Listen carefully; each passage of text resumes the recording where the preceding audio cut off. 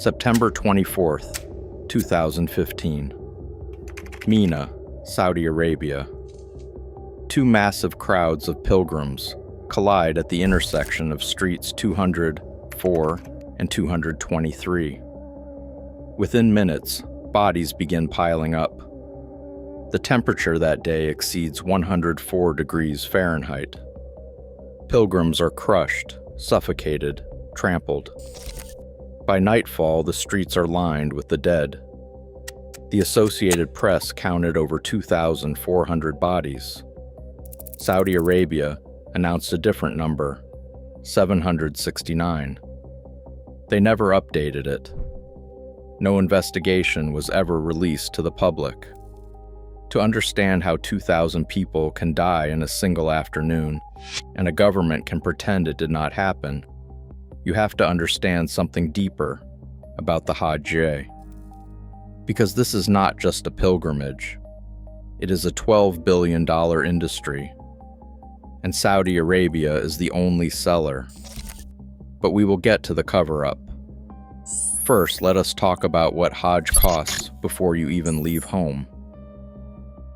If you are a Muslim living in the United States, a standard Hajj package runs between $9,000 and $15,000. That covers your round-trip flight to Jeddah, hotels in Mecca and Medina, ground transportation between the holy sites, meals, and visa processing. Premium packages with rooms closer to the Grand Mosque can push past $20,000. In the United Kingdom, prices have tripled over the past 2 decades. In 2005, a Hajj package from London cost around £2,000. Today, the same package costs $6,000 or more. A University of Leeds study found that prices rose 25% in just 4 years. Now those numbers might sound manageable if you live in a wealthy country, but most of the world's Muslims do not. In Indonesia, home to the largest Muslim population on earth, the average Hajj package costs over $4,000. Minimum wage in Jakarta hovers around $200 per month.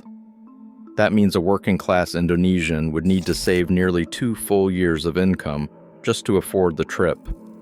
For the 43% of Indonesians living on less than $2 per day, it represents a lifetime of savings. And here's where it gets worse. Even if you can pay, you might wait decades. Saudi Arabia controls access to Mecca through a quota system. Every country gets a set number of pilgrim slots, roughly 1 per 1,000 Muslims in the population. Indonesia receives the largest allocation, 221,000 slots per year. Pakistan gets 180,000. India gets 175,000. The problem is that demand far exceeds supply. In Indonesia, paying for your Hajj package does not get you on a plane.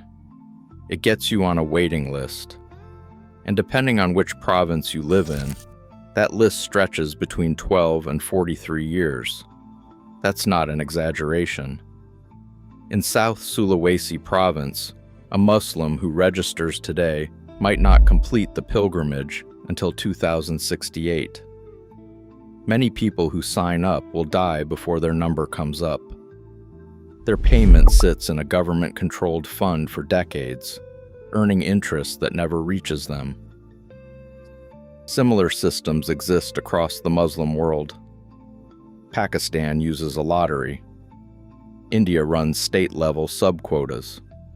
Bangladesh's system crashed one year, and it accidentally registered 30,000 extra people who had already paid before the government told them they could not go.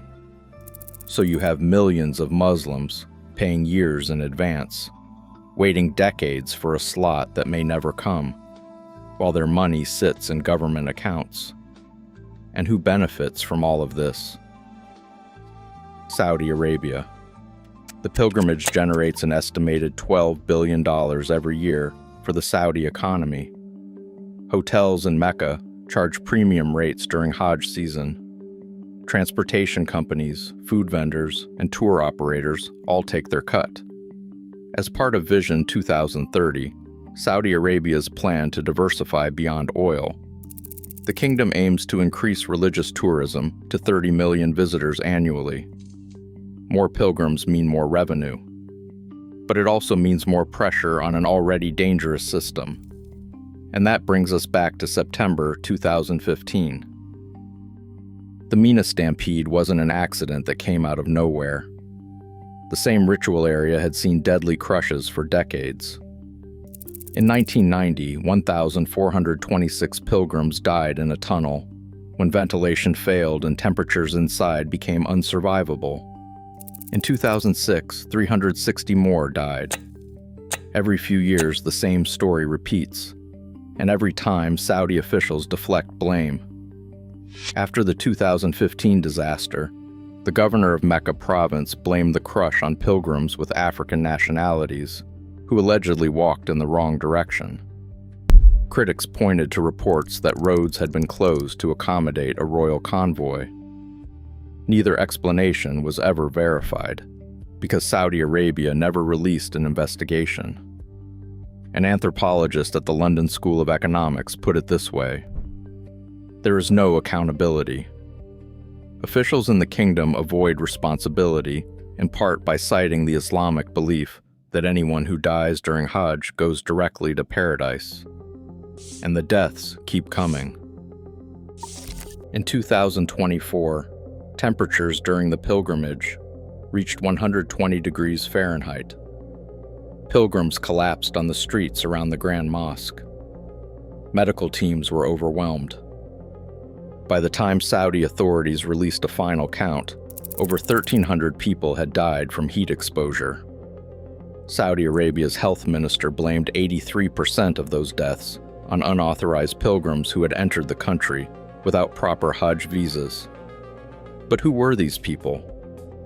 Many were Egyptians who had been sold fake packages by travel agencies that charged full price for visas that did not permit entry to Mecca.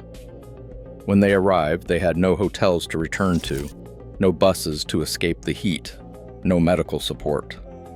They walked for hours through the desert, trying to complete rituals that official pilgrims access by air-conditioned transport. After the deaths, Egypt's government referred 16 travel agencies to prosecutors. But the pilgrims who trusted those agencies were already gone. The pattern is clear. Hajj is getting more expensive, more crowded, and more deadly. And climate change guarantees it will get worse. A 2019 study from MIT found that even under optimistic climate scenarios, the pilgrimage will be held in temperatures exceeding an extreme danger threshold for multiple years, from 2047 to 2086. The Islamic calendar is lunar, so Hajj shifts 11 days earlier every year. That means the pilgrimage falls in summer months until around 2030, when it gradually moves into cooler seasons. Saudi authorities have installed misting systems and heat-reflective roads. But scientists warn these measures will not be enough if global temperatures keep rising. The Hajj is supposed to represent equality before God. Every pilgrim wears the same white garments, regardless of wealth or status. But the economics reveal a different truth. If you are wealthy and live in a country with low demand, you can make the pilgrimage multiple times. If you are poor and live in Indonesia, you might die waiting. If you buy a cheap package from an unlicensed operator, you might die walking. 2,000 pilgrims were crushed in 2015. Saudi Arabia said it was 769. 1,300 died from heat in 2024. Most were people who could not afford a legitimate visa. The bodies pile up. The cover-ups follow. And the $12 billion keeps flowing. For a different side of Islam's holiest sites, click the video on screen now. It covers the evolution of Prophet Muhammad's tomb and what's really happening inside Medina's most sacred shrine.